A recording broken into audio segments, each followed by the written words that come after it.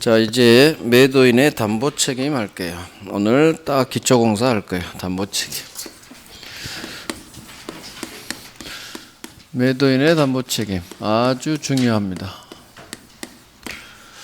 매매에서 여기가 제일 복잡해요. 담보 책임이 다 어렵다고 생각하죠. 많이 틀리고 저한테 배우면 안 틀려요. 자, 담보 책임. 갑이 자기 소유 부동산을 매매합니다. 매매 5억에 팔겠죠. 자, 여기서 하나 팁. 5월 1일 날 체결하는데, 계약을 체결하는데 갑게 아니라 이 건물이 A 소유네요. 즉 갑이 지 아파트가 아닌 남의 아파트를 팔아요. 자, 을이 그러죠. 등기부등본 보고 네 거 아니네? 너 뭐야?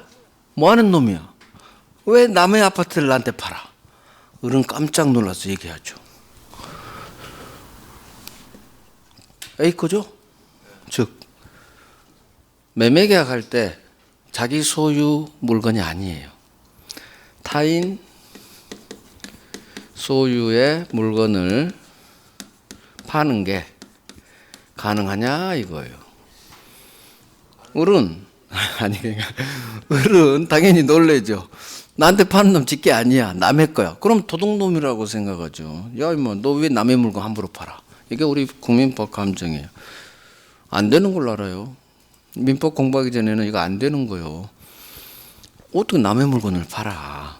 상식적으로 안 되는 거예요. 우리 법, 일반 국민의 법 감정이에요. 하지만 이거 유효해요.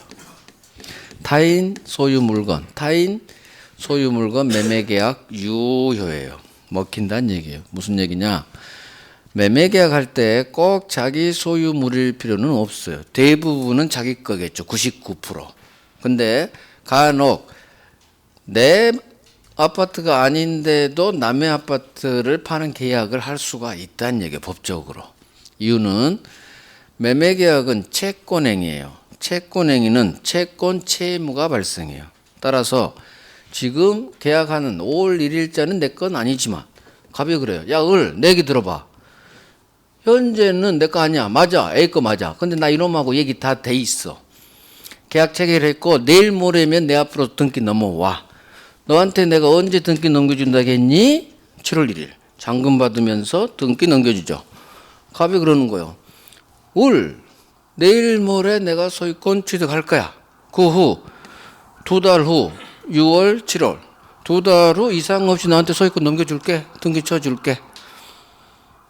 말이 되는 거예요. 현재 등기 넘겨준다면 안 되겠지만 현재 지금 등기 넘겨준다는 게 아니라 소유권을 넘겨준다는 게 아니라 2달 후 이상 없이 얘의 의무는 2달 후 잔금 날짜에 소유권을 넘겨주면 돼요. 따라서 현재 소유자는 아니라 하더라도 어찌됐든 소유권 취득해서 정해진 날짜에 소유권만 이상 없이 넘겨주면 되는 거예요. 이게 바로 타인 소유 물건 매매 유효. 타인 소유니까 타인 소유권, 타인 권리 매매 유효란 말로 우리 시험 지문에 떠요. 그래서 매매는 처분행위가 아니기 때문에 채권행위, 처분행위 아니죠. 의무부담행위. 채무부담행위이기 때문에 타인 권리 매매도 유효해요. 이 이유는 매매의 성질, 채권행위. 채권행위는 우리 총칙에서 했어요. 의무, 채무, 부담행위. 처분행위가 아니기 때문에 그래. 매매계약은 채무, 채권 채무가 발생하는 채무 부담행위이기 때문에 처분행위가 아니에요. 따라서 나중에 이상 없이 을에게 등기만 넘겨주면 돼요. 그래서 타인권리 매매 유효. 그러면 갑은 정해진 날짜에 소유권 취득해서 소유권을 넘겨줘야 되는데 이게 불발이 났다는 얘기죠. 못 넘겨줍니다. 그러면 을은 책임을 물어야겠죠. 소유권 넘겨주려 했는데 너 임마 왜 못 넘겨줘? 둘 사이가 결렬이 됐다는 얘기죠. 자, 이럴 때 소유권 취득할 수 없는 을 매수인이 매도인에 대해 책임을 묻는 제도. 반대로 매도인이 소유권 넘겨주기로 했는데 못 넘겨주니까 책임을 지는 제도. 이게 바로 담보책임이에요. 담보책임. 자, 담보책임은 이와 같이 소유권을 넘겨주기로 했는데 소유권을 못 넘겨봤죠. 이와 같은 권리에 문제가 있을 때, 소유권 취득에 문제가 있을 때 이걸 권리의 하자라고 해요. 소유권에 문제가 있어. 소유권에 취득할 수 없는 권리의 하자. 두 번째, 물건 자체에 문제가 있어요. 물건의 하자. 두 종류가 있어요. 그래서 담보책임은 이 매매 목적물에 어떤 문제, 하자가 있는데 이 하자에는 두 종류가 있어요. 소유권을 취득할 수 없죠. 이와 같이 소유권이라는 권리에 문제가 있는 경우 권리하자. 근데 권리는 문제 없어. 소유권 취득했어요. 등기까지 했어. 근데 받아본 건물이 비만 오면 빗물이 샌다는 얘기죠. 또는 건물에 금이 가서 곧 무너질 것 같다는 얘기죠. 물건 자체에 하자가 있는 거예요. 물건은 건물에 누수, 비가 세거나 또는 균열. 자, 그러면 담보책임은 하자의 종류에 따라 권리하자, 물건의 하자 뭐가 중요할까요? 두 하자 중 뭐가 우리 시험에 주거라고 나올까요? 권리하자가 주거라고 나와요. 권리하자가 19번이 여기서 나와. 이게 아주 복잡해요. 자, 복잡한 걸 이제 우리가 정리를 해야 돼요. 오늘은 기초공사. 권리하자에는 5개 종류가 있어요. 첫 번째, 전부가 타인 권리. 전부가 타인 소유권이란 얘기예요. 전부 타인 권리 매매. 예를 들면 갑이 저 그림이에요.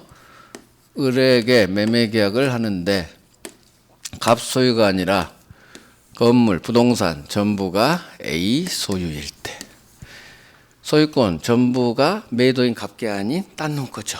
방금 예로 든 거예요. 전부가 타인 A 부동산일 때 전부 타인 권리. 그러면 갑은 A로부터 소유권을 취득해서 이상 없이 소유권을 넘겨줘야 되는데 이게 불발이 났다는 얘기죠. 결국 못 넘겨줄 때 을이 묻는 담보책임. 전부 타인 권리. 두 번째, 전부가 아닌 건물의 부동산의 일부가 타인 권리예요. 예를 들면 이 부동산 전부가 A 소유가 아니라 그중 10%만 A 소유. 나머지는 매도인 갑 소유. 그러면 갑은 10% 일부가 직계 아닌 남의 거니까 A로부터 소유권을 취득해서 다 함께 넘겨줘야 되겠죠. 그런데 이놈이 또 불발이 났다는 얘기지.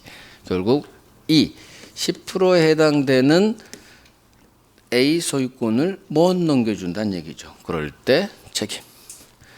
세 번째, 수량 부족, 일부 멸시. 수량이 일부가 부족해요. 또 아예 처음부터 일부가 무너져 버렸어. 토지가, 건물이. 일부 멸실. 수량은 면적. 같은 말이에요. 수량이 부족하거나 면적이 부족해요. 자, 예를 통해서 기억하면 돼요. 을이 토지 1000평을 매매 계약했어요. 을이 토지 1000평을 샀는데, 자, 1000평 계약에 1억을 대금으로 정했다고 해봐요. 근데 알고 보니까 이 땅이 1000평이 아니라 10%가 부족해요. 즉 받은 땅이 900평밖에 안 돼. 면적이 10% 부족하죠. 두 번째, 아예 10% 해당되는 땅이 유실됐어요. 건물이 10%가 무너져 있네. 받아놓고 보니까. 이게 바로 수량이 부족하거나 면적이 부족하거나 같은 말. 수량 부족, 일부 멸실이에요. 그러면 당연히 1000평인 줄 알고 1억에 계약했는데 받아놓은 게 900평이면 을은 책임 물어야겠죠. 책임 물어야지. 그 다음 용익권에 의한 제한이 있네요. 을이 갑으로부터 아파트를 샀는데 여기에 A라는 전세권자가 살아요. 이 전세권자가 기간이 2년으로 살고 있어요. 아직도 1년 반이 남아있어요. 자, 을은 갑으로부터 이 아파트를 산 이유가 지가 들어가 살려고 샀는데 세입자가 있다는 얘기죠. 사용 수익하는 놈이 있다는 얘기, 용익권자가. 그 용익권자가 나한테 대들 수 있는 놈이에요. 대항력이 있는, 즉 물권자거나 대항력 있는 임차인, 즉 내가 들어가 살 수가 없어요. 이놈이 아직도 기간이 2년이나 남아있어서. 자, 그러면 내가 입주하려고 샀는데 전세권자가 있어서 내가 입주를 못하면 나는 이 계약을 할 이유가 없어. 내가 들어가 살려고 샀는데, 따라서 책임을 물을 수 있겠죠. 이게 용익권자. 자, 마지막 하나, 둘, 셋, 네 개 있어. 5개가 있거든요. 마지막 저당권 행사로 인한 제한. 저당권 행사. 저당권 행사. 이건 다른 그림을 그려야 돼요. 1억을 빌려주고 은행이에요. 당연히 저당권을 설정해 줬어. 자기 아파트. 즉 저당권이 있는 부동산을 A라고 하죠. A가 매매로 삽니다. 사람을 바꿉니다. 지금 갑을 매매니까 얘는 B로 하죠. B라는 은행 저당권이 있는 아파트를 을이 샀어요. 5억 주고. 자, 저당권이 박혀 있는 부동산 많아요. 워낙 요즘 뭐 담보대출이 없는 아파트가 없으니까. 그러면 저당권, 은행에 저당권, 우리 통상 융자라고 해요. 융자 있다고 그래요. 담보대출 박혀 있는, 저당권이 박혀 있는 아파트를 사는 사람은 5억을 주면서 이거 말소하세요. 나한테 저당권 없는 깨끗한 등기 넘겨주세요. 이렇게 당연히 요구합니다. 빚 청산하고 넘겨야 돼요. 갑은 받은 매매대금에서 1억을 갚고 저당권 말소하고 그 다음에 을에게 등기를 넘겨줘야 돼요. 이게 계약 내용이에요. 만약에 저당권 등기를 말소하지 않고 을이 잔금을 요구하면 당신 등기 말소할 때까지 나 잔금 못 줍니다. 동시행의 항변권을 행사할 수 있어요. 나중에 동시항변권에서 이 내용이 나와요. 그런데 갑이 그러는 거예요. 을이 그랬죠. 너 왜 아직도 저당권 말소 안 했어? 나 잔금 2억 못 줘. 그렇게 하니까 갑이 그래요. 일주일 안에 말소해 줄게. 나를 믿어. 잔금 부탁해. 을이 또 순한 사람이야. 순한 사람. 또 믿어. 믿으면 안 되는데. 확실하죠? 확실하지. 나를 못 믿니? 잔금을 준 거요. 결국 5억 다 줬죠? 일주일 안에 말소해 준다고 했는데, 자, 샀어. 입주도 하고 등기도 박았어요. 소유권 이전 등기. 잔금 주고 등기 받았죠. 문제는 저당권을 일주일 안에 말소해 준다는 이놈이 강간무소식인 거지. 전화해도 안 받고 그러다가 우편이 날라와. 우편이 어디서? 법원에서 우편 날라오면 무조건 안 좋은 거예요. 압류 통지서가 날라와. 압류해서 경매한다고. 압류 통지서가 날라왔다는 얘기는 경매 시작한다는 얘기예요. 이 부동산을 압류로 묻고 경매 개시해요. 즉 이놈이 은행한테 돈을 안 갚아서 은행인 저당권자가, 저당 목적물이죠. 저당권이 박혀 있어요. 저당권이 박혀 있으니까 현재 을이 소유자고 살고 있지만 무조건 저당권은 쫓아다녀요.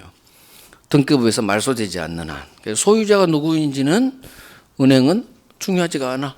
저당권만 박혀 있으면 무조건 경매로 날려버릴 수 있어요. 돈을 못 받았다면. 자기 채무자로부터. 결국 을은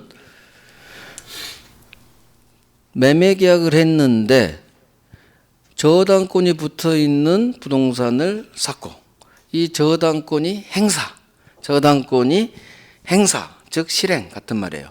저당권자가 친 경매로 소유권이 날아가거나 또는 등기하기 전에 경매 쳐버릴 수도 있겠죠. 등기하기 전에. 그러면 경매로 항상 A가 낙찰받으니까 을은 이놈으로부터 소유권을 취득할 수가 없는 거예요.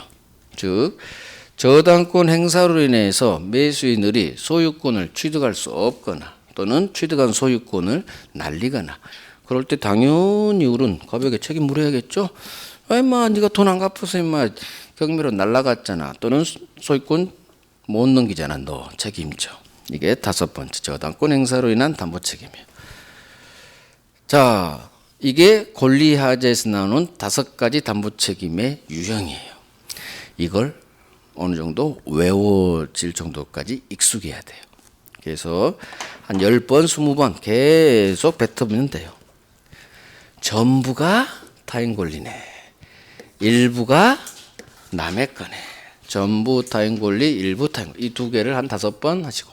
그 다음, 수량 부족, 일부 멸시. 한 5번 뱉으시고. 그 다음, 용의권 제한, 저당권 행사. 이 두 개. 투, 원, 투. 이렇게 묶어서 5번, 10번씩 뱉으면 익숙해져요. 순서 지키면서. 전부 타인 권리. 아하, A 걸 팔았군. 일부 타인 권리. 일부 10%가 A 거군. 타인 권리죠. 권리는 소유권 생각하세요. 수량 부족, 일부 멸실. 아하, 1000평인 줄 알고 샀는데 면적이 부족하군. 또는 일부가 이미 멸실돼 있군. 영위권 제한. 내가 살려고 샀는데 세입자가 있군. 그것도 나한테 들이댈 수 있는 놈. 그래서 내가 들어가서 살 수, 사용 수익권에 제한이 있군. 저당권 행사. 내가 샀는데 저당권이 박혀 있는 부동산을 산 결과 매도인이 돈을 갚지 않아서 저당권자가 경매로 날려버렸군. 그래서 내가 소유권을 취득할 수 없거나 취득했는데 그 후 경매로 날아가 버렸군. 저당권 행사. 그래서 일단 이해를 하고 그 다음 이 단어를 그대 순서대로 쭉 전부 타인 권리, 일부 타인 권리, 수량 부족, 일부 멸시, 영위권 제한, 저당권 행사. 5번, 10번, 20번 하면 어느 정도 익숙해져요. 물론 이걸 안 해온다고 해서 문제 푸는데 지장은 없어요. 단지 외워두면 훨씬 좋아요. 좋아요. 이 정도는 외워둬야지.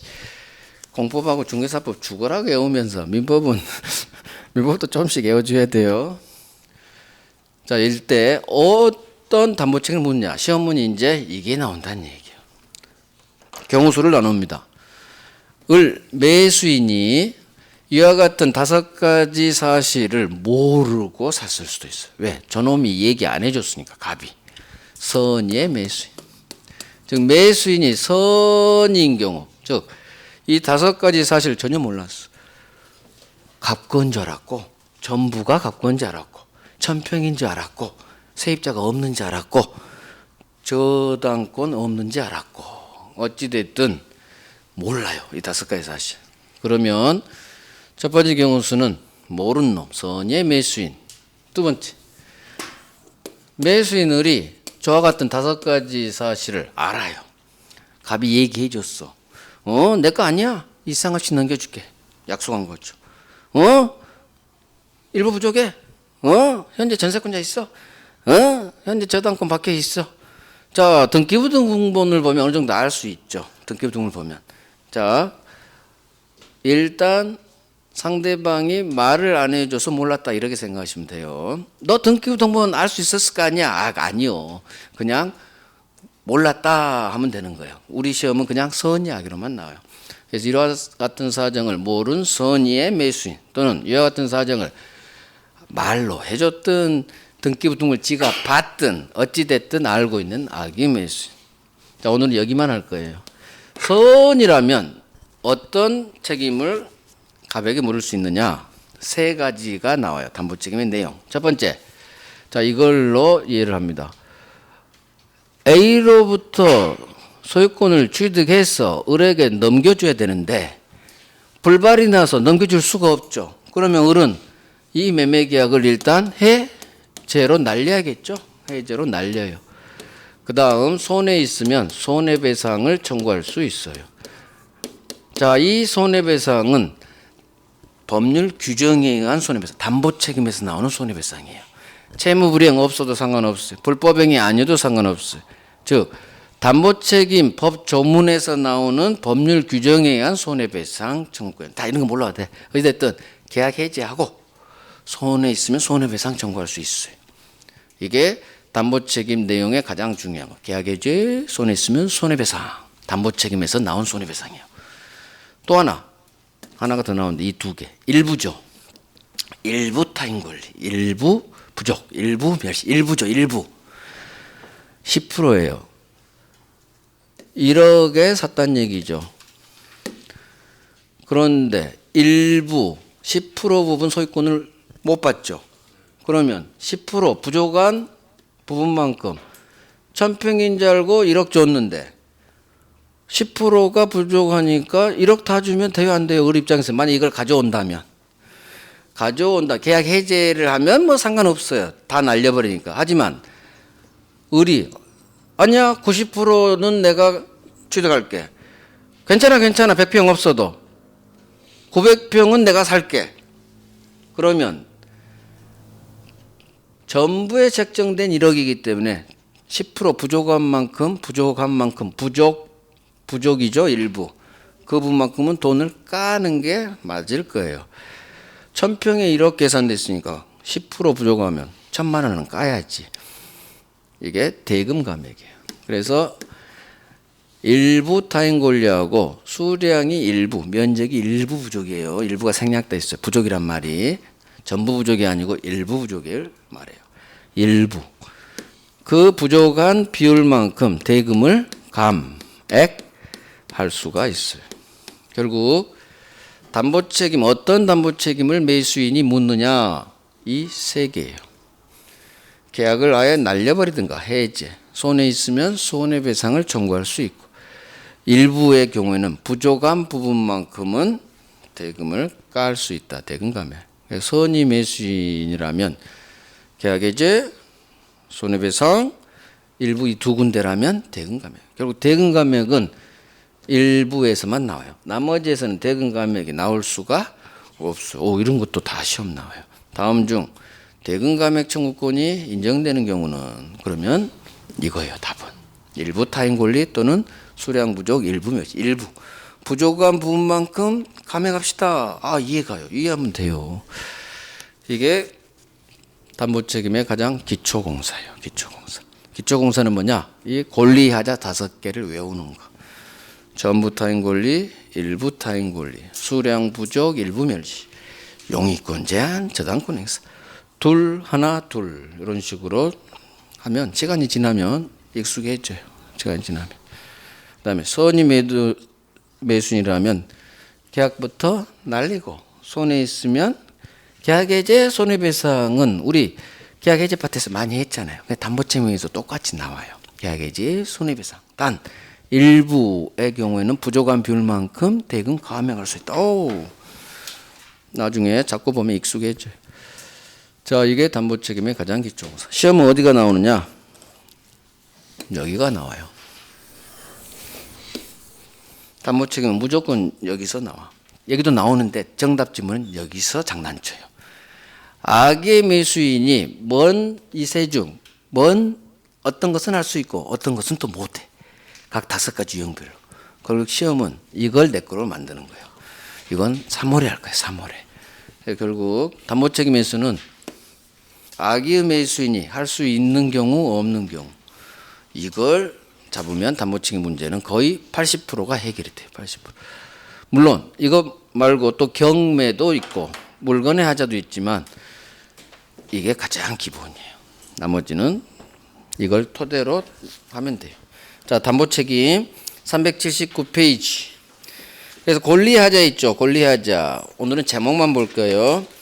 2번에 1번 권리 전부가 타인에게 속한 이 권리는 소유권 생각하시고 자 순서를 바꿉니다. 뒤부터 읽어요. 전부 타인 앞으로 권리. 저 흑판에 적힌 순서대로 앞으로 교재를 읽으세요. 전부 동그라미 하고 전부 타인 앞으로 권리. 전부 타인 권리. 다음 페이지. 오른쪽 2번 목차 2번 일부 타인 권리 이런 식으로 일부의 동그라미. 전부 타인 권리 일부 타인 권리 전부 타인 권리 일부 타인 권리 자, 다음 페이지 한 장 넘겨봐요. 3번. 수량 부족, 일부 멸실. 수량 부족, 일부 멸실. 수량의 면적 쓰세요. 면적 부족, 면적 부족. 이 부족은 일부가 부족하다는 의미예요. 수량 부족, 일부 멸실. 자, 오른쪽. 용익권에 의한 제한. 사용 수익권에 의해서 제한된다. 즉 내가 들어가서 할 수 없네요. 전세권자 생각하시고. 용익권에 의한 제한. 다음 페이지. 자, 법 조문 제목을 봐요. 저당권 행사. 저당권 행사로 인한 제한이에요. 저당권이나 전세권 행사인데 우리 시험은 거의 저당권으로만 나와요. 저당권 행사. 경매 쳐서 날라갔다는 얘기. 저당권 행사. 결국 저기 5번 제목을 저당권 실행을 X해 버리시고 저당권 행사로 바꿔 놓으세요. 우리 시험은 행사로 나와. 법 조문대로. 저당권 행사. 자, 그러면 이게 권리하자 5가지 유형이라는 얘기입니다. 자, 오른쪽 물건에 하자 있는 경우 이걸 담보책임 앞에 하자를 붙여버려요. 그래서 담보책임 앞에 하자가 붙어 있죠. 하자 담보책임. 이건 물건의 하자만을 가리켜요. 권리하자는 절대 하자를 붙이지 않아요. 담보책임 앞에. 그래서 하자 담보책임이라는 6글자가 뜨면 아, 이건 권리하자가 아닌 물건의 하자군. 그렇게 이해를 하셔야 돼요. 자, 넘깁니다. 한 장 넘겨서 387페이지. 오른쪽 경매 있죠. 경매에서 경락인이 내가 받은 이 건물, 낙찰받은 건물에 문제가 있는 경우 담보 책임을 물을 수 있어요. 경매도. 매매가 아닌 경매죠. 경매에서도 담보 책임이 발생해요. 이게 담보 책임 다예요. 여기까지. 담보 책임이 양이 굉장히 많죠. 양이 지금까지 우리가 몇 장을 넘겼어? 권리하자부터 어마어마하게 넘겼죠. 한 5장 넘겼나? 그럼 10페이지죠.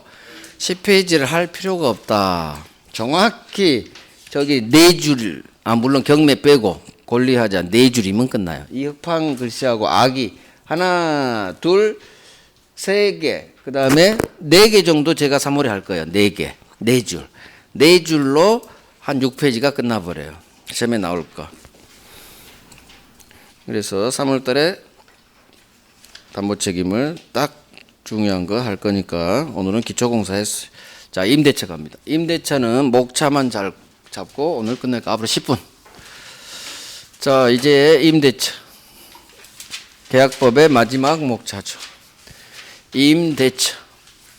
임대차는 물건을 빌려주는 계약을 대차 계약이라고 하는데 임료를 받아요. 임료가 차임이에요. 돈 받고 빌려준다는 얘기. 유상이에요. 유상. 사용수익회 하고 월세 받고 주거 쌍무유상 낙성 불효식 똑같아요. 매매 교환 임대차는. 자, 임대차 이 임이 차임 임자예요. 임료. 갑이 을에게 자기 부동산을 세줍니다. 임대차 계약을 체결해요. 반드시 월세 있어야 돼. 차임. 차임은 임대차의 필수 요소예요. 조문에 있어요. 한번 보죠. 임대차 395페이지. 임대차의 첫 번째 점. 임대차는 당사자 일방, 즉 갑 주인이 상대방을 임차인에게 목적물을 사용 수익해 할 것을 약속하고 상대방은 여기에 대해 차임, 월세 지급할 것을 서로 약속함으로써 성립하고 효력이 생긴다. 자, 차임 밑줄, 차임 지급. 법에 규정해놨죠. 법에 규정이 있으면 필수 요소, 성립 요건이란 얘기예요. 우리 전세금 지급하고 차임 지급하고 법조문에 있죠. 치료는 지상권에서 치료 지급하고는 법조문에 없어요. 그래서 치료는 지상권의 필수 요소가 아니에요. 치료 없어도 돼요. 하지만 전세권에서 전세금, 임대차에서 차임, 이건 반드시 있어야 돼요. 따라서 월세가 없으면, 즉 돈을 받지 않고 빌려주면 임대차가 아니에요. 그걸 사용대차라고 해요. 사용대차는 공짜로 쓰게 하는 거. 임대차는 반드시 돈 받고 빌려주는 거예요. 임대차. 자, 이제 설명 들어봐요. 그러면 이제 세입자인 을이 임차인이 되죠. 임차인.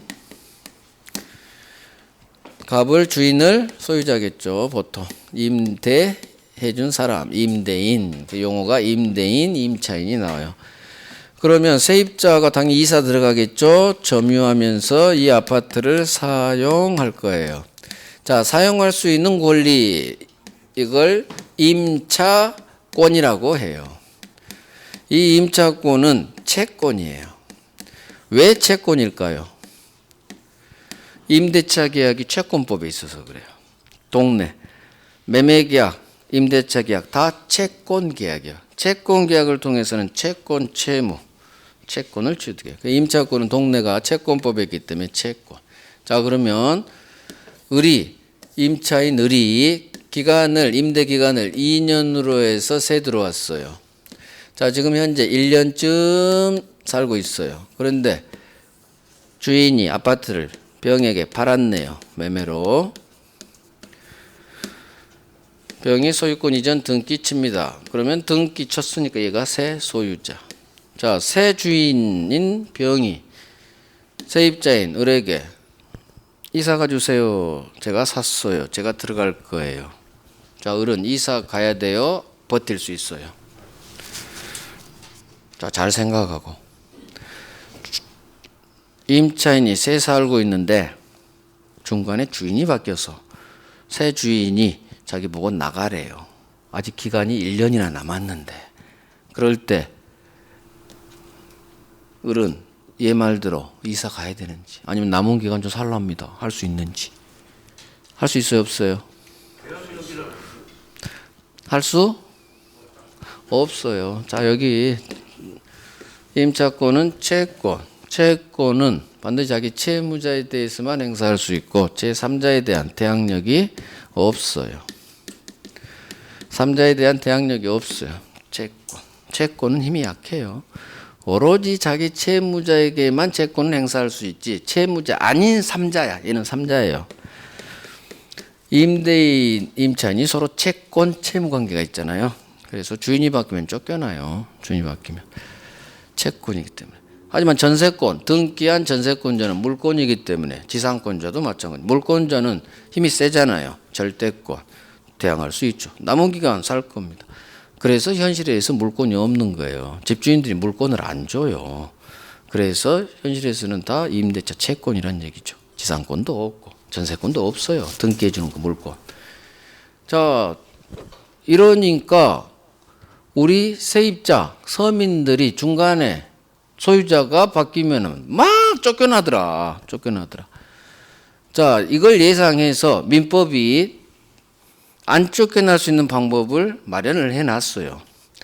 이 임대차는 비록 채권이지만 등기를 할 수가 있어요. 등기하면 제3자에 대한 대항력이 있어요. 근데 주인이 등기해줘요? 안 해줘요?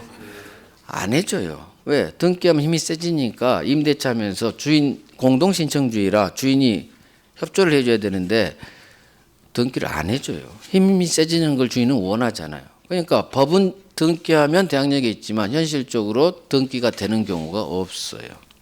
그래서 쫓겨나는 거예요. 그래서 나온 법이 주택임대차보호법이에요. 그래서 쫓겨나는 걸 방지하기 위해서 83년에 대항력권, 주택이라면 또 상가라면 인도받고 주민등록을 꽂으면 이제 제3자에 대한 대항력을 주는 거예요. 그건 이제 특별법에서 나온 거고. 자, 민법 등기 하나가 더 있어요. 토지 임차인이 갑소유 토지를 을이 임차한 토지 임차인이에요. 토지 임차인은 땅을 빌린 사람은 항상 세입자가 건물 올려요. 지상권자든 토지 전세권자든 토지 임차인이든 토지 임차인은 지가 건물을 올려요. 그러면 이 건물은 얘 거죠. 세입자 임차인 거예요. 자기 건물이니까 등기할 수 있어요? 없어요? 있죠. 소유권 보존 등기. 토지 임차인이 그 외에 있는 자기 건물을 혼자 등기할 수 있어. 주인 동의 필요 없어요. 그러면 이제 마찬가지 제3자에 대한 대항력이 생겨요. 즉 민법 임대차에서 임차인이 제3자에 들이댈 수 있는 대항력을 갖추는 방법은 등기예요. 등기 방법은 두 개예요. 임대차 자체를 등기하는 방법, 이거 등기돼요. 또는 토지 임차인이 지가 올린 건물을 등기하는 방법. 어찌 됐든 등기죠. 그래서 민법에서 등기라는 두 글자, 임대차에서 등기라는 두 글자가 뜨면 무조건 할 수 있다로 끝나요. 등기란 두 글자가 있으면 소수로 잘 모르겠으면 할 수 있다로 끝나야 맞는 질문이에요. 왜? 등기했으면 힘이 생겼거든. 그래서 두 가지 방법. 현실에서는 이건 주인이 안 해주고 이것만 있어요. 토지 임차인이 건물 등기하면 이제는 대항력이 생겨요. 원칙부터 임차권은 채권이기 때문에 제3자에 대한 대항력은 없어요. 하지만 임대차 자체를 등기하거나 또는 토지 임차인이 지가 올린 건물을 등기했다면 이제는 제3자에 대한 대항력이 생긴다. 이게 임차권의 성질, 가장 기초. 자, 이제 목차 볼 거예요. 목차. 이게 임차권은 채권이다. 이걸 기본적으로 알고 계시라는 얘기예요.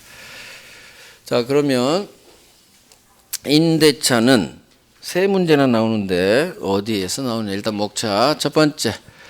항상 사용하니까 기간, 임대 기간이 일단 첫 번째 나와요. 존속 기간. 그래서 2년 기한으로 정하고 들어올 수 있다는 얘기죠. 두 번째, 임대차의 힘, 효력. 효력은 당연히 힘이니까 권리, 의무예요. 자, 여기서 하나 질문. 우리 아파트에 새 사는데 보일러가 고장났어요. 자, 보일러가 고장났어. 이 보일러 누가 고쳐요? 보일러가 고장났어. 임차인이 고쳐요? 임대인 주인이 고쳐줘요? 주인이 고쳐줘요. 이유. 왜 임대인이 고쳐요? 자, 전세권자입니다. 만약에 전세권자 살다가 고장났어. 누가 고쳐요? 전세권자가 고쳐요. 즉 물건은 힘이 세기 때문에 직접 지배하기 때문에 고장나면 지가 직접 고쳐야 돼요. 하지만 채권은 항상 임차권 채권이죠. 채권은 힘이 약하죠. 직접 지배성이 없어. 딱 고장나면 해주세요. 채권은 청구권이에요. 지가 직접 할 필요가 없어요. 고쳐주세요. 보일러 고쳐주세요. 그래서 임차권은 물건이 아닌 채권이기 때문에 수선 의무는 임대인에게 있다. 그래서 임대인의 의무가 첫 번째 나와요. 임대인의 의무, 대표적인 게 수선 의무예요. 고장나면 주인이 고쳐주세요. 그래서 물건하고 임대차, 임차권은 물건, 채권, 전세권 그쪽하고 이쪽은 완전히 반대라고 생각하시면 돼요. 물건, 채권이 반대죠. 전세권, 임차권은 반대로 엎어버리면 돼요. 전세권에서는 전세권자가 고쳐야 되지만 그럼 엎어버려. 임대차에서는 임차인이 고칠 필요가 없고 반대. 임대인 이렇게. 그러면 덜 헷갈려요. 임차인의 권리. 임차인은 어떤 권리가 있느냐? 당연히 임차권이 있겠죠. 저건 뭐 시험 안 나오고 아까 봤던 거밖에 안 나오고. 첫 번째 세 가지가 있는데 비용, 상환, 청구권이라는 게 있어요. 비용이 발생했어요. 항상 점유하면 비용이 발생해요. 점유하다가. 비용, 우리 점유자와 회복자의 관계에서 기초 쌓았어요. 비용은 두 개. 필요비, 유익비. 보일러 고쳤죠. 보일러 고친 비용 당연히 달라고 할 수 있어요. 왜? 쥐가 고치려면 뭐 없지. 주인이 고쳐줘야 되는데 안 고쳐주니까 내가 고치고 비용 청구하는 거예요. 그래서 필요비, 유익비, 비용 상환 청구. 두 번째. 부속물 매수 청구권이 이제 또 나와요. 부속물 매수 청구. 부속물은 벽걸이 에어컨이에요. 벽걸이 에어컨. 여름에 더우니까 벽걸이 에어컨 설치했어요. 이사 갈 때 에어컨 사세요 할 수 있다니. 전세권에서 했어요. 임대차도 똑같아요. 부속물 매수 청구권은 건물 임차인에게만 인정돼요. 이게 전세권하고 틀려요. 전세권에서는 토지 전세, 건물 전세 가리지 않아요. 그냥 전세권자라면 부속물 매수 청구가 인정돼. 그런데 임대차에서는 구별을 해요. 이게 더 법이 더 잘 만들어진 거예요. 사실은. 전세권 구별 안 한 게 잘못 만드는 거예요. 사실은. 거기도 건물 전세만 인정해야 돼요. 근데 어찌됐든 법 법이 완벽하지 않아요. 사람이 만드는 거라. 여러분들은 법이 완벽한 것 같죠? 그렇지 않아요. 국회의원들 별거 아니요. 국회의원들이 법 만들죠. 아우, 법 이상하게 만들어요. 한번 봐봐요. 주택임대차보호법, 상가임대차보호법 국회에서 만들죠. 작년에 개정된 게 있어요. 상가임대차보호법에서는 임차인이 갱신을 요구한다고 그래요. 자, 우리는 갱신 청구한다고 그러죠. 애초에 상가임대차 잘못 만드는 거예요. 갱신 요구권이 아니라 갱신 청구권이라고 해야 돼. 갱신 청구. 법에서는 요구란 말을 잘 안 써요. 법률 용어 청구지. 근데 상가임대차법 만들면서 갱신 청구란 대신 요구자를 썼어. 잘못 만든 거예요. 청구라고 만들 걸 잘못 만든 거예요. 국회의원이. 자, 그러면 주택임대차법 작년에 개정하면서 주택임차인에게도 갱신 상가임대차에서만 갱신 요구권을 작년에 온 나라를 떠들썩한 임차인보호 3법 주택임차인에게도 2년간 살아버릴 수 있는 갱신 요구권 상가임차인에게 인정된 걸 도입을 했어요.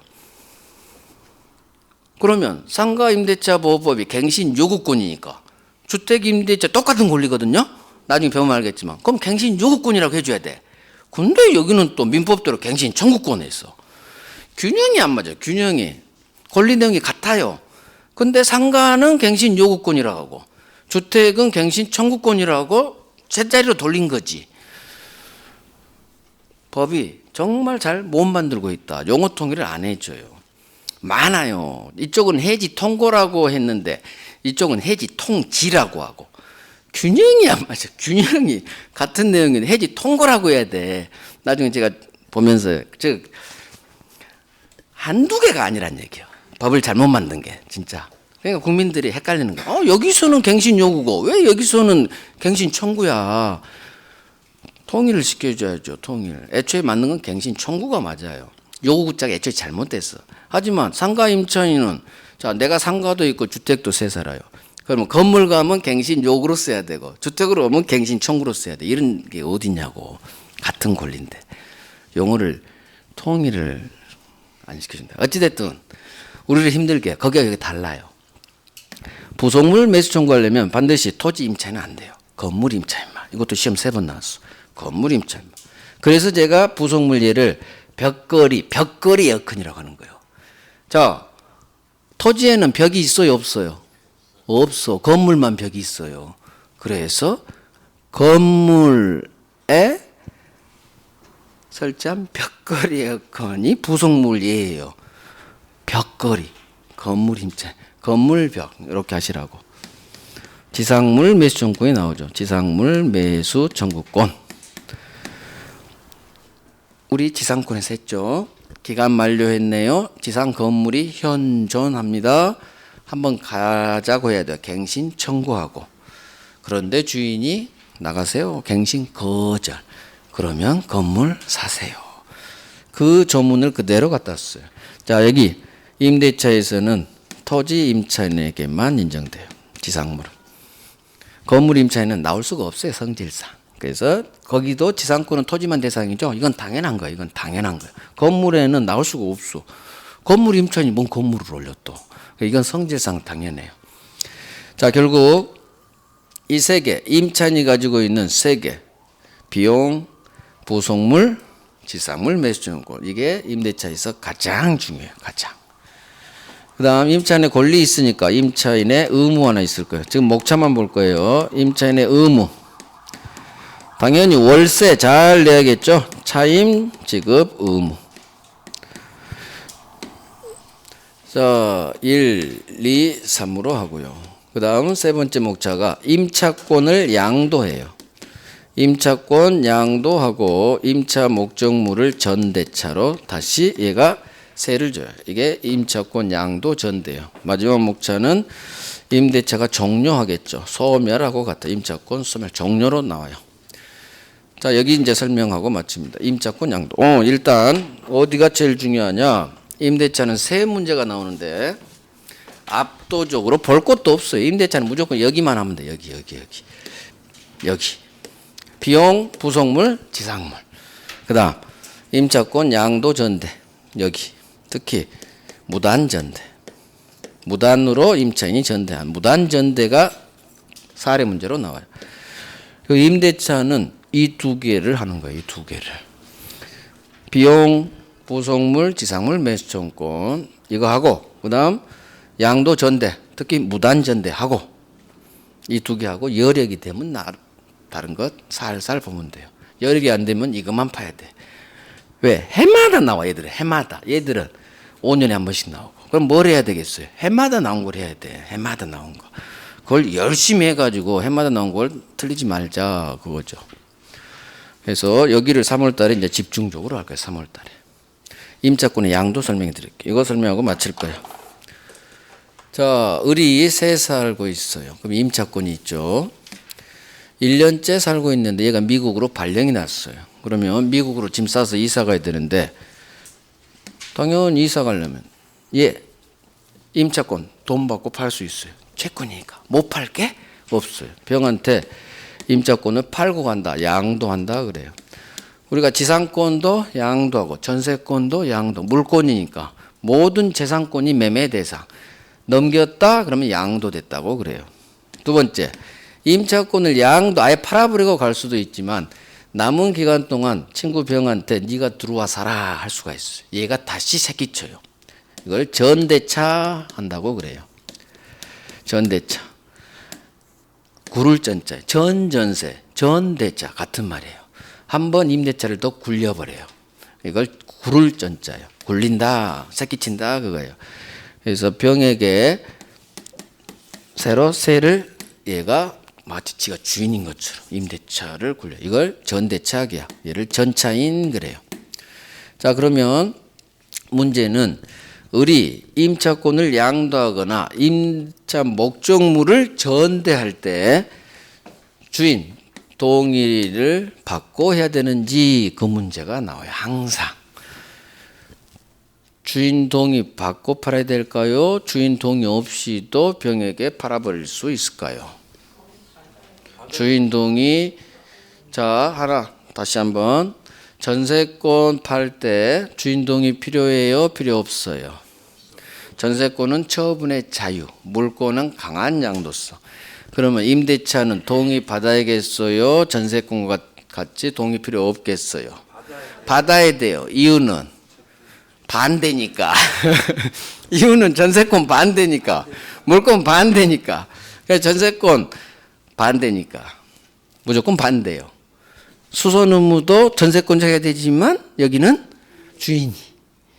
여기도 거기는 처분의 자유지만 지상전세권 처분의 자유 동의 필요 없다. 의사에 반해서도 마음대로 팔아제낄 수 있지만 여기는 마음대로 못 팔아제껴요.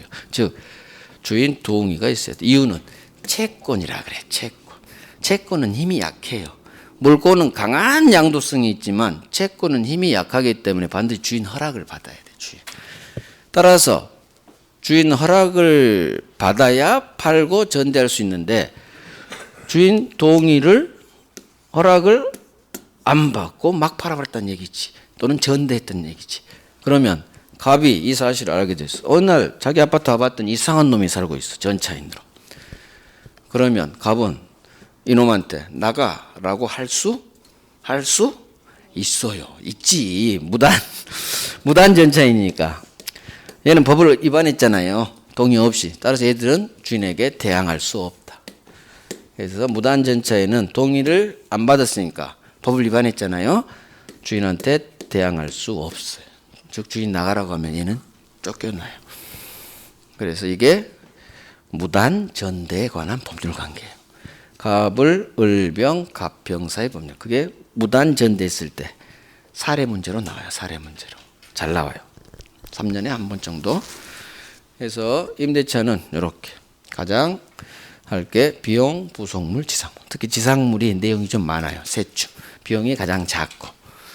이거 잡고 무단전대 3월에 할 거예요. 결국 여기서 두 문제 나오는 경우가 굉장히 많아요. 여기서 두 문제 나오면 나머지는 여기서 한 문제가 나와요. 무조건 여기는 두 문제 다 생각합니다. 두 문제. 세 문제 중 두 문제가 이 세 개에서 나와. 그러니까 해야지. 이것만 죽어라고 해야지. 나머지는 막말로 여력 안 되면 안 해버려도 돼요. 언제? 나중에. 지금은 5월달까지는 제가 다 해드려요. 3월달에 중요한 거 다 하고 5월달에는 이런 거 다 해야지. 근데 나중에 이제 9월달, 10월달 시험이 임박할수록 이런 건 버리는 거예요. 시험이 임박할수록 줄여야 돼요. 중요한 걸로. 그래도 혹시나 나오면 그래도 본 가락이 있기 때문에 대충 찍을 수는 있어. 하지만 그런 게 당락이 전혀 영향 미치잖아요. 이런 거. 왜? 제가 나온다고 별 이렇게 목차에서 한 것이 거의 80%가 나와. 80점까지는. 이상 없이. 이상 없이. 나머지도 물론 할 거예요. 하지만 막말로 던져버려도 된다. 나중에는. 그래도 이상 없어. 60점 넘는다. 그래요. 마칩니다. 맞춰요. 정리하고 마쳐요. 이제 마지막 정리는 1월달. 자, 오늘 동시행의 항변권부터 했어요. 동시행의 항변권. 쌍무계약에서 나와요. 자, 중도금은 선행채무. 동시행관계가 아니에요. 등기소리 주고 잔금 주고 쌍방채무 모두 변제액이 있어야 돼. 즉 잔금 날짜. 등기소류하고 잔금 주는 것은 서로 동시행의 관계에 있어요. 그런데 이놈이 동시행하지 않고 지는 안 하면서 나한테만 잔금 달라고 할 때 나는 안 됩니다. 당신 등기소리 줄 때까지 내 채무이행 즉 잔금 주는 거죠. 거절합니다. 이게 동시행의 항변권이에요. 쌍무계약, 대가적 채무. 두 번째, 쌍방채무 모두 이행기 변제액이 있을 것. 잔금 날짜. 세 번째, 지는 안 하면서 나한테만 청구할 것. 그럴 때 효과. 동시행합시다. 항변권이 나와요. 이 정도. 위험부담. 위험부담은 갑이 을에게 건물을 파는데 계약 체결 후 건물이 불타서 날아가 버립니다. 계약 체결 후 불능, 멸실로 인한 소유권 이전 채무가 불능에 빠져요. 따라서 매도인 갑이 소유권 이전 채무자니까 항상 매도인 갑이 채무자. 오른쪽 매수인 을이 항상 채권자. 채무자, 채권자 딱 잡으시고 소유권 이전 채무가 불능에 빠진 거예요. 자, 이걸 어떻게 해결할 것이냐? 불능의 원인을 따져요. 건물, 너 어떻게 죽었니? 건물이 그래요. 채무자 귀책 사유로 제가 불능이 일어났네요. 멸실했네요. 채무자 갑 잘못으로 건물이 날아갔네. 채무자 귀책 사유로 인한 이행 불능, 채무 불이행. 따라서 이건 위험부담 문제가 아니라 채무불이행 문제. 그럼 을은 계약해제, 손해배상, 채무불이행 효과 그대로 쓰면 돼요. 하지만 두 번째 경우수 채무자 귀책 사유 없이 불능. 채무자 잘못이 없어요. 자, 이때 위험부담 문제. 즉 채무자 잘못 없이 건물이 날아갔을 때 갑, 채무자, 갑, 매도인, 갑은 반대급부인 5억을 을로부터 받을 수 있는지 없는지의 위험을 과연 갑하고 을 중 누가 부담하느냐, 이 위험부담의 문제. 자, 다시 경우수가 두 개로 나뉘어. 채무자 갑 잘못 없는데 상대방 을도 잘못이 없어요. 쌍방 모두 잘못이 없네요. 책임이 없네요. 쌍방 무책.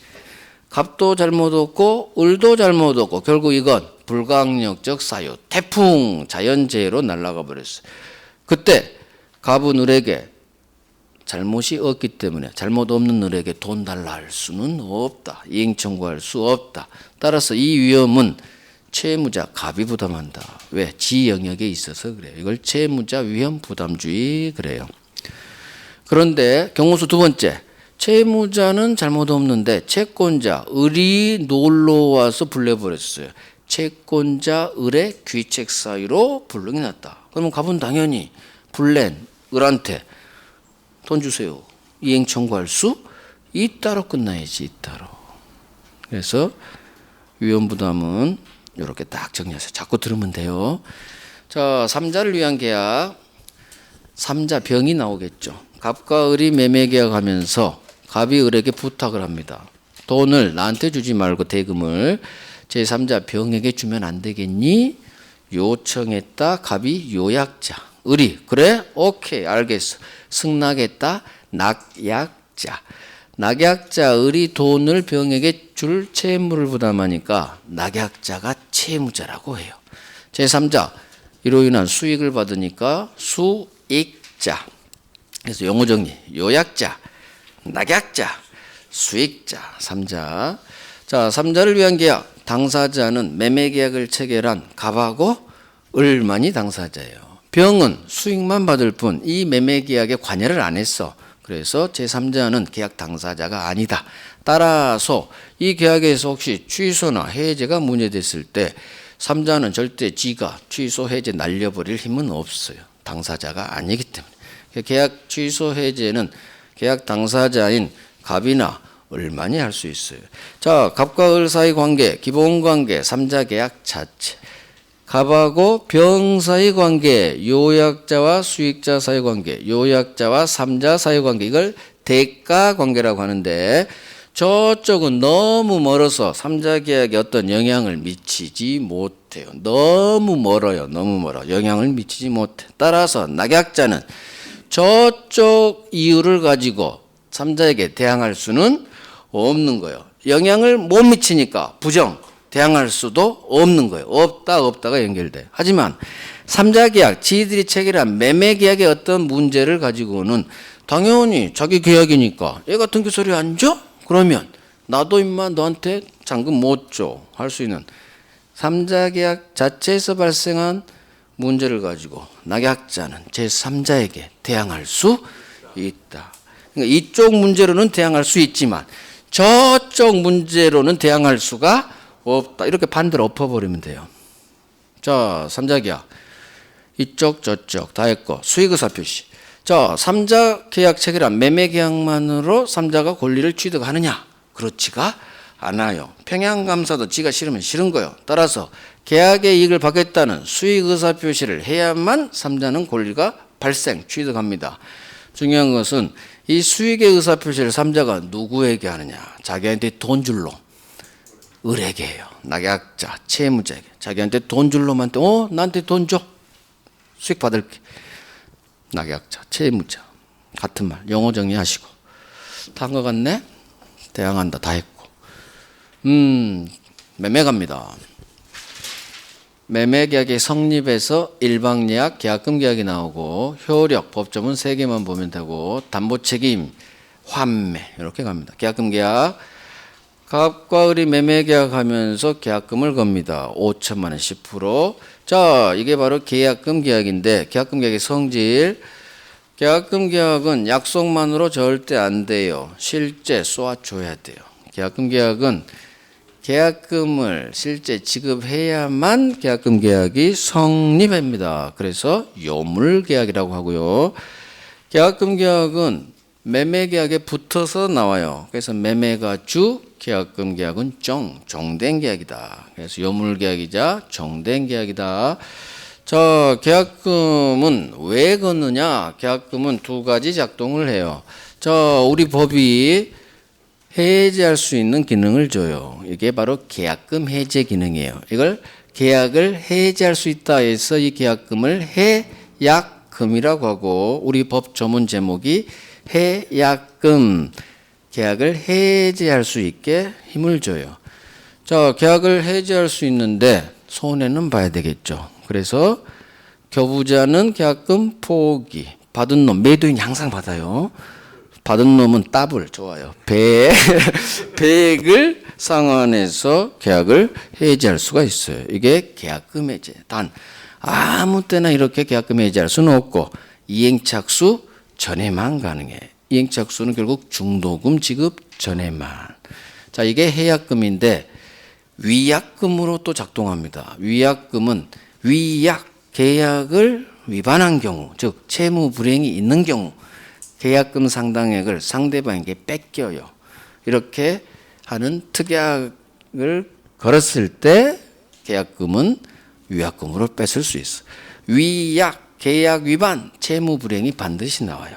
그래서 손해배상조로 계약을 위반한 놈한테 뺏어버리는 거예요. 그래서 준 놈은 뺏기는 거고 받은 놈은 위약하면 계약 위반하면 2배를 돌려줄 것을 서로 특약해요. 반드시 위약금은 법에 없기 때문에 계약할 때 특약으로 걸어야만 뺏을 수가 있어요. 자, 해약금은 법조문에 있어요. 따라서 계약금은 해약금으로 추정한다 하면 맞는 지문이 되는 거예요. 그래서 해약금은 특약 없어도 무조건 계약금 해지는 할 수 있어요. 자, 담보책임. 매도인이 돈 받고 팔았는데 이 매매 목적물에 문제가 있어요. 권리에 문제가 있네요. 권리의 하자. 물건 자체가 비가 새든 균열이 있든 물건 자체 하자가 있네요. 물건의 하자. 자, 권리의 하자 5가지 유형. 전부 타인 권리, 일부가 타인 권리, 수량 부족, 일부 멸시, 면적 부족, 일부 멸시. 같은 말. 용의권 제한, 저당권 행사. 전부가 A 겁니다. 취득해서 넘겨줘야 되는데 못 넘겨줘. 불발라서 책임져. 일부 10%가 A 것 타인 거예요. 못 넘겨줘. 책임져. 일부 타인 권리. 수량 면적이 부족하네요. 1000평인 줄 알고 샀는데 측량해 보니까 900평밖에 안 되네요. 책임져. 수량 부족, 일부 멸시. 내가 들어가 살려고 했는데 전세권자가 아직도 기간이 2년이나 남았다네요. 그러면 용의권에 제한돼서 내가 못 들어가니까 책임져.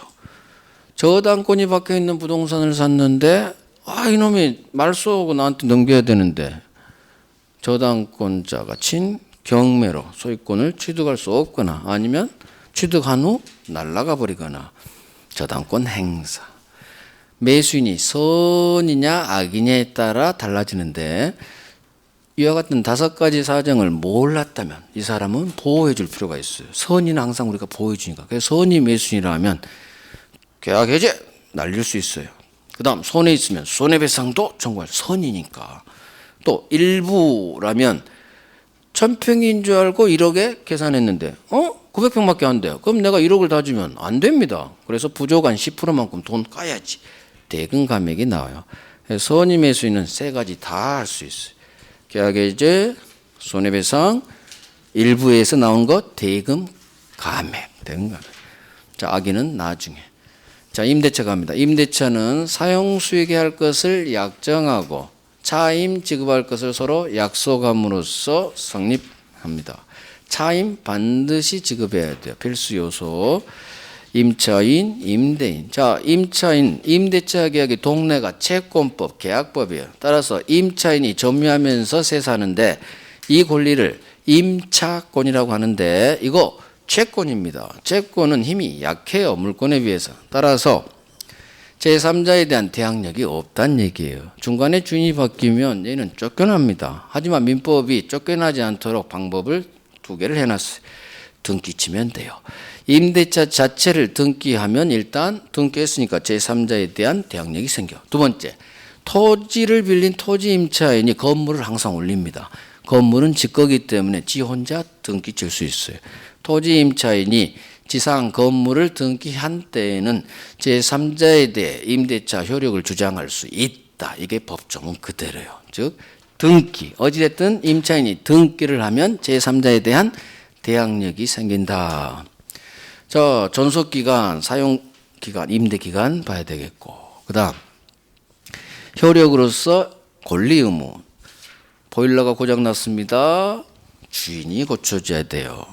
고쳐주세요. 고쳐주세요. 임차인은 채권자이기 때문에 고장나면 지가 고칠 의무 없어요. 고쳐주세요. 임대인이 수선 의무 부담. 임차인의 권리, 점유하면서 하니까 비용을 지출할 수 있어요. 보일러 수리비, 필요비. 인테리어 공사에서 가치가 5억에서 6억으로 뛰었네요. 유익비, 이와 같은 필요비, 유익비. 보일러 수리비 주세요. 할 수 있다. 비용. 부속물 매수 청구권. 부속물은 벽걸이, 에어컨. 벽이 있어야 되니까 건물 임차인에게만 인정. 2가지 요건.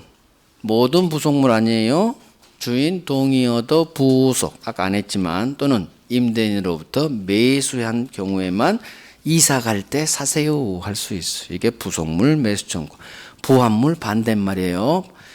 지상물 매수 청구권. 토지 위에 있는 물건이니까 건물이겠죠. 토지 임차인에게만 인정돼요. 건물. 자, 기간이 만료했네요. 지상물 건물이 현존하네요. 갱신 청구해야 돼요. 그런데 주인은 거절합니다. 나가래요. 그러면 사세요. 건물 사세요. 말은 청구권이지만 둘 다 부속물, 지상물은 형성권. 따라서 사세요 하면 바로 매매계약이 성립. 매매계약이 성립. 상대방 거절할 권리가 없다. 매매계약이 바로 체결돼 버려요. 자, 임차인의 의무 월세 잘 줘야 되겠죠. 차임 지급 의무. 그다음 임차권 재산권이니까 팔 수 있어요. 양도. 임차 목적물에 내 친구 대신 들어와 살게 할 수 있어요. 전대차. 임차권의 양도, 임차물의 전대. 저 임차권은 채권이기 때문에 처분의 자유가 없어. 힘이 없어. 따라서 임차권을 양도하거나 누구를 들어와 살게 하려면, 전대하려면 주인 동의를 받아야 돼요. 임대인 동의가 있어야 돼요. 그런데 주인 동의 없죠. 지 마음대로 양도하고 전대했다. 이거 안 되는 거예요. 법 위반이라. 그래서 무단전차인이라고 하는데, 무단전차인은 임대인에게 대항하지 못해요. 임대인. 마지막으로 종료, 소멸, 해지. 해지는 소급무효가 아닌 해지한테로부터 장래를 향해 무효가 돼요. 해지. 나중에 할게요. 그래요. 2달 고생했어요. 고생하셨고 우리 3월부터 또 다시 시작해요. 공부 힘든 거 알아요. 힘든 거 알고 당장 문제 안 풀려요. 시간이 걸려요. 시간이. 특히 민법은 지문 읽으면 뭔 소리인지 모르는 게 아직도 많을 거예요. 시간이 해결. 열심히 하시면 나중에는 읽혀요. 그러니까 조바심 느끼지 마시고 하나하나 꾸준히 가다 보면 나중에 점수 오르니까 저를 믿고 제가 하라는 대로 별 3개만 열심히 반복. 특히 방금 요약한 거 그거 한 100번씩 들어요. 그러면 귀 익숙해져. 100번 금방 들어. 왔다 갔다 해봐요. 왔다 갔다 하면서. 다음 주에 봬요.